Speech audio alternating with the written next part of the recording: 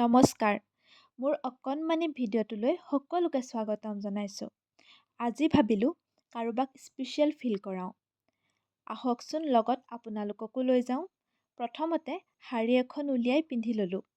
পিন্ধিব বৰ ভালকৈ নাজানো, তথাপিও যিমান পাৰোঁ চেষ্টা কৰিছোঁ।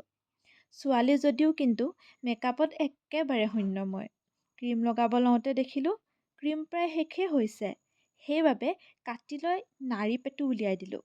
মানে 50 পইচা এটাও এনেই যাবলৈ নিদিওঁ মই। ইয়াৰ পাছত আইলাইনাৰ, লিপষ্টিক, মোৰ মেকআপ ইমানতেই শেষ। তাকো আজিলৈকৈ দুইটা চকুত একে আইলাইনাৰ লগাব নাজানিলোঁ আকৌ দেই। ইয়াৰ পাছত পিন্ধি ল'লোঁ মোৰ ফেভৰেট কাণফুলিযোৰ। কালি অলপ চেষ্টা কৰি দুখন কাৰ্ড বনালোঁ। তাকো তৈয়াৰ কৰি গন্তব্যস্থান পোৱালৈ হাৰ্টৰ মাজত এটা সৰু গাঁত।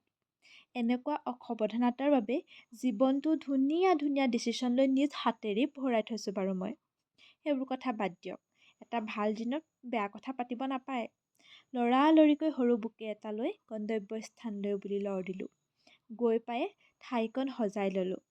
সকলোবোৰ বস্তু ৰখাৰ পাছত ভাবিলোঁ এতিয়া প্ৰকৃতিয়ে দিয়া ফুলৰ পৰাও এটা সৰু বুকে প্ৰস্তুত কৰোঁ। বুকেটো প্ৰস্তুত কৰিলোঁ। এতিয়া কথাটো হ'ল ইমানখিনি আয়োজন কাৰ বাবে? ভাবিছে নহয়? কথাটো হাঁহি উঠা যদিও এই সকলোবোৰ আয়োজন মই মোৰ নিজৰ বাবেই কৰিছোঁ। তাৰ মানে আজি মোৰ উপজা দিন। ইংৰাজীত ক'ব গ'লে হেপী বাৰ্থডে আৰু মোৰ। গতিকে সকলোৱে আশীৰ্বাদ কৰিব দেই মোক। হয়তো কিছু লোকৰ বাবে নিজে নিজক স্পেচিয়েল ফিল কৰোৱাটো ব্যংগৰ বিষয়। হ'লেও এয়াও কিন্তু খুব প্ৰয়োজন।